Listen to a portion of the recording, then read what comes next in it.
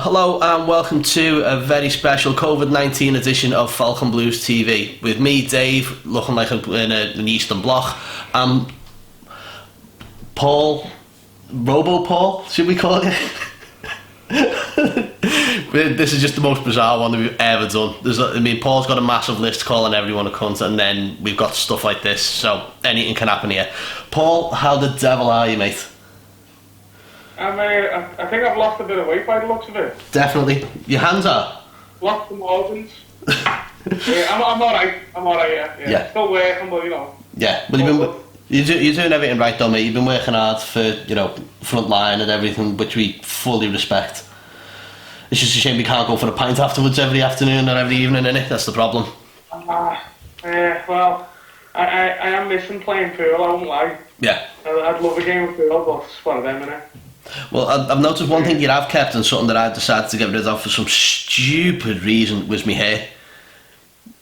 Yeah, well, you're not the only one. A lot of people are doing it, but to be fair, I got a haircut before lockdown, but they wouldn't give me a beard trim, and it's getting heavy now. Look. Keep it for Christmas. See what I mean? Do it white, and you can be Father Christmas. Kids will love it. Well, I don't know. I can't do a beard trim myself. So I'm tempted to just shave it all off, but I don't know. Do it for charity, mate. Do it for charity. That's what I should have done, really, because I should have just done it as a dare or something.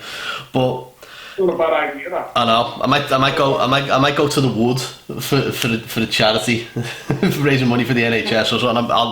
It depends if I've got the bottle to actually do that. It's bad enough doing it like this and making myself look like I'm from the Eastern Bloc. But we're just looking at current Everton news, if there is any, to be honest with you, mate. And have you got any? Well, yeah. I'd say everyone should take this with a pinch of salt, but it was reported yesterday that Everton are getting linked with Gareth Bale and Aaron Ramsey. Was that before 12 o'clock? Was that before 12? That was before 12, yeah. But there has been I don't think that. I don't know. I mean, the way I looked at it, I just thought, one, Bale's wages are ridiculous. Two, he's always injured. You could probably add Aaron Ramsey into that list as well. You know what I mean? Not that list, but they're both on a shit ton of money. And I honestly just think it's pre-season and all the journalists have got nothing to talk about. Yeah. That's it. Well, at least he's got Aintree golf course. He's got Bootle golf course and stuff like that. So it's not like how did you do that? How did you take that shit? Whoa, with 3 hands. No, it's like, well, he's got Bootle Municipal Golf Course, so he should be all right to play golf if he really wants to come to Everton. So it's up to him. Kirby Golf Course as well. He can play foot golf. And I think yeah. Obviously he loves golf more than foot. I don't know whether Bale's after it no more either. No. I've heard nothing about Aaron Ramsey at Juve. He's probably just lost in the shuffle there. Yeah. Well, looking at some of the details, I was literally on news now because I was just trying to find something to actually talk about. That's magic how you're doing that, by the way. And one of the ones is what? What?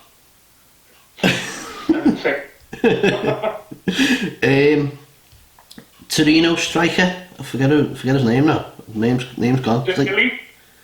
It's 60 million deal or something. Hang on. I heard we were getting linked with Malik, the Polish fella. From Napoli. Yeah. No, it was the lad from Torino. Hang on. All right. I don't know who that was, but apparently we're in for it was like a £60 million bid, which is, I don't think it's been accepted, but it's something that Everton were looking at. It's a bit of an odd one, but I'm looking at all these transfer rumours and I'm just thinking, when's the transfer window even going to be open? Exactly, yeah. It's like when I think you're better off looking after people who we aren't signing, who we aren't interested in. You know what I mean? Because these transfers are just going to roll and roll. And who knows when the season's even going to start again? It like you say, it's very bizarre. It's very up the wall. It's whether even this season starts again. Yeah, it's true. soon, because I know the Belgium league have just finished theirs. They've just said Club Brugge are top. They should get it. I doubt many people who follow this channel will agree with that. But if the Premier League want to follow suit, but I suppose there's bigger things going on at the minute. Like, yeah, but there's following suit, but there's also the Belgian league only had one game left to play, and they were 15 points clear. Yeah. So that's fair. So that's a little bit different than 9-10 games to play. Do you know what I mean? It's like a quarter of the season. Do you know what I mean? Yeah. That we've still got left to play, and everyone's going, "Oh no, just scrap it." You know, we've got to finish it. It is going to be one for the courts more than anything. I think it's beyond me and you to decide whether this happens, but I think it's just going to be common sense needs to prevail more than anything. I think it's going to be tough. Like, I've been reading a bit about it, and like I'm saying, like the money it's worth, you know, the TV rights, they won't get it. The clubs won't get that much unless they finish this season. Yeah. So money talks, doesn't it? So who knows what's going to happen then? I've seen talks of saying, "Oh, we're behind closed doors" and stuff like that. But then think about how much each club's going to lose off that as well. If you're going to talk about it from a financial perspective, like, they make over 1 million every home game. So if you cut out the fans going, all the people buying ale and food and programs and whatnot, it's just, I mean, it's a logistical nightmare for every club. Yeah. It's nice to see Everton taking the staff's wages. Yeah. Like certain team. Yeah, that was really good. There's more people ready to go on the list as well. I've got a backlog at the minute. Well, I know there's one club in the lower divisions. I think they've got like 4 away games on the spin, and it's like, well, how can we get revenue from that if we were to play the games behind closed doors? Like you're saying before, logistical nightmare for some clubs. That club's got to travel 4 times, take the club to 4 different hotels, I assume, travel, board, everything's got to be all covered, and how are they going to get any kind of revenue back? It doesn't work. If there was games where they were getting played and then you knew, oh, hang on, we've got a game coming up at home where we can produce revenue. It's like any other time, it doesn't work. You know, but this club, I forget who it was the second division side, I think it was, and they were going, we'll just end up folding if we have to do something like that, because we just couldn't afford to do it, because every club is hand to mouth and relies on the fans paying all this money into the club.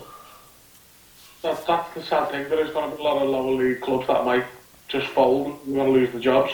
I mean, if you think about it in this way as well, if you do play the game behind closed doors, you're going to only need limited stewards. You're not going to need anyone selling hot dogs or burgers or pints, because no one's going to be there to buy them. No one to sell programs. Exactly. Even producing the program, what's the point? Yeah. You know what I mean? And like, I remember you made that point earlier a few weeks back.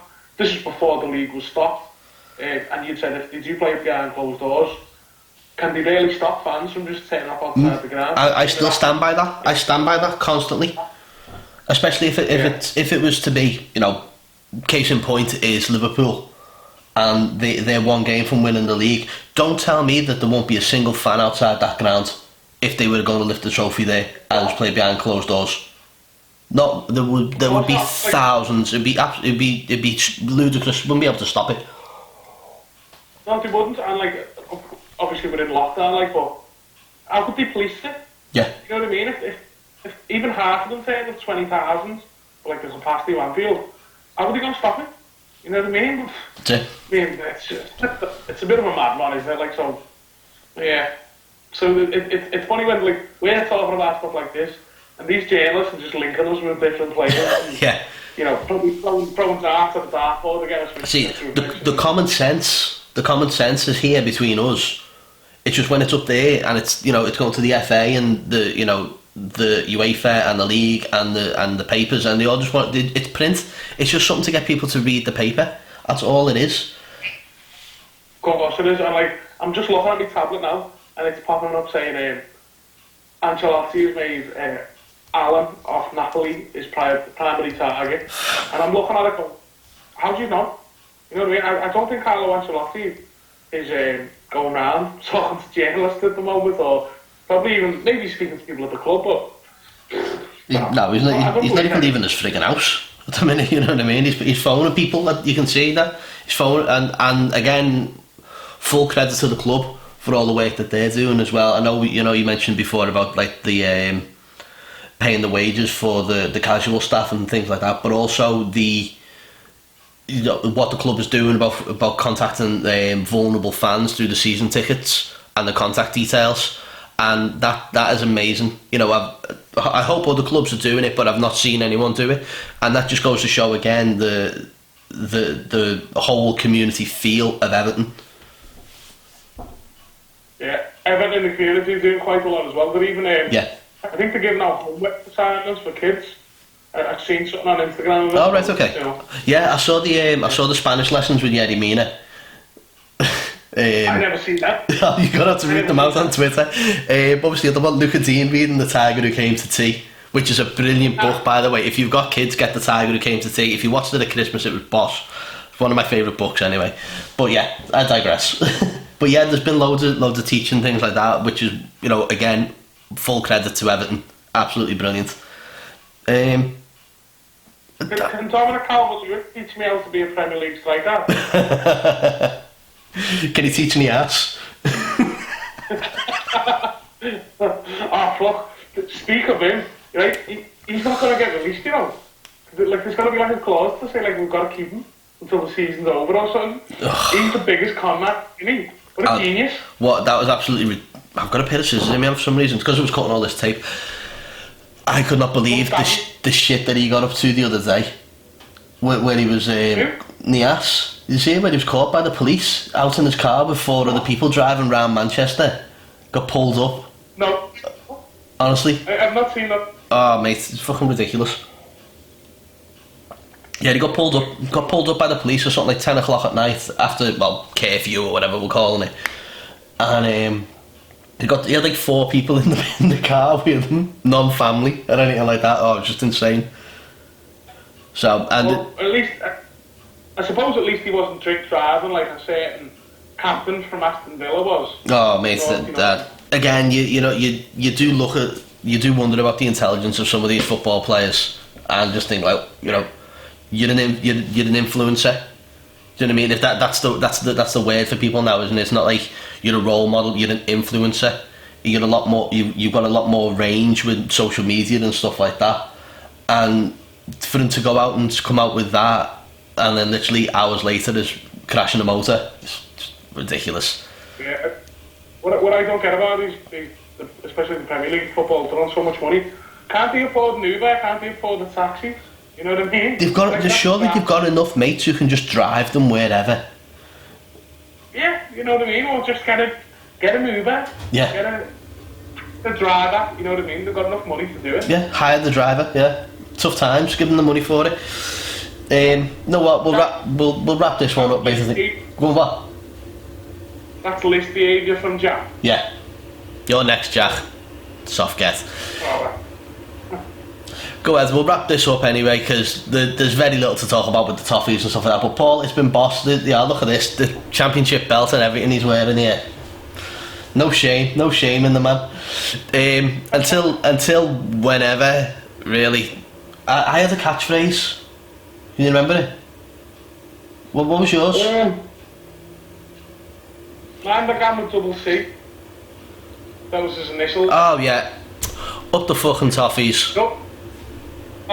There we go. See, new to remember. It's been that long since we've done videos with you. Right, we'll catch you soon. Hopefully my hair's grown back by then as well. Paulie, catch you in a bit, fella.